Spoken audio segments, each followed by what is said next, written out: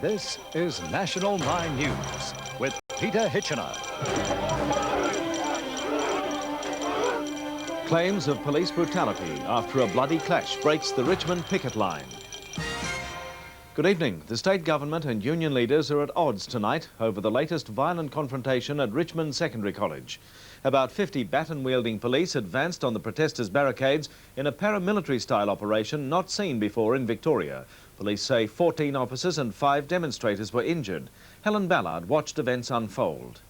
It began quietly, the arrival of police first in minibuses, then in brawler vans. Are there scabs in the van? Getting non-union tradesmen through the gates to refurbish the school wasn't going to be easy. The first arrest, a colleague tries to help. Shortcuts for some law enforcers, the long way for others. Tensions rising, police appeared from nowhere.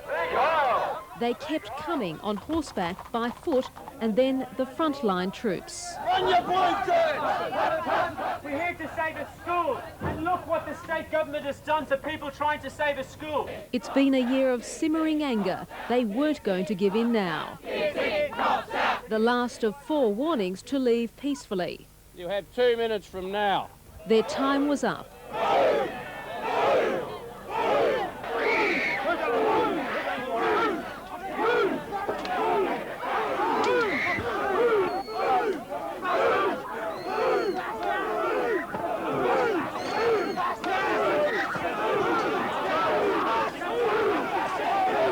The last obstacles removed, the truck got through, the gates firmly shut behind it. This is no way in which police should conduct themselves. It's not right. This is undemocratic. It was complete police brutality. We've had 5 people injured. One of them, who's bleeding, is HIV positive. 5 arrested. Their colleagues still weren't leaving. Protesters say the unprecedented violence has made them even more determined to keep the picket going.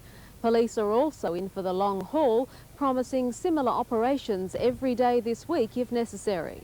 Solidarity forever, 'cause the union makes us strong. Late this afternoon, police were again taunted as they escorted workers from the school. But there were no more arrests. This time protesters kept their distance. Helen Ballard, National 9 News. And following claims of brutality, police have agreed not to use batons in future union demonstrations, except in emergencies. But senior police and the government say tough tactics were needed this morning to deal with a hard core of violent agitators. More from Simon Clark. Police were trying out new tactics this morning, a form of crowd control rarely seen in Australia before. Police say they made such a show of force to deter protesters, many of them, police say, well-known agitators. They'd been identified at violent demonstrations during the visit of former US President George Bush and in the storming of Parliament House in the dying days of the Kerner government.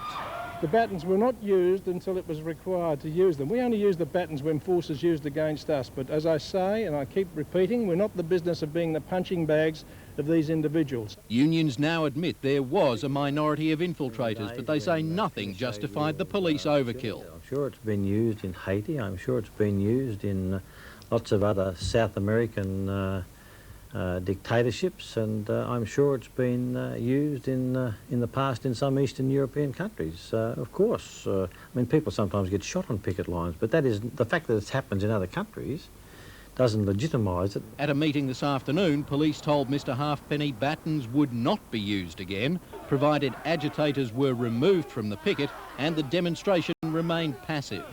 Predictably, the government has rejected the charges of brutality, saying police were doing nothing more than protecting the rights of contractors to work and enforcing the Supreme Court decision, handing the school back to the Education Department. Given the circumstances, it was a restrained response by police, but we need to understand that these people have no right to be on this site. Now, I would hope that the protesters would understand that this fight is now over.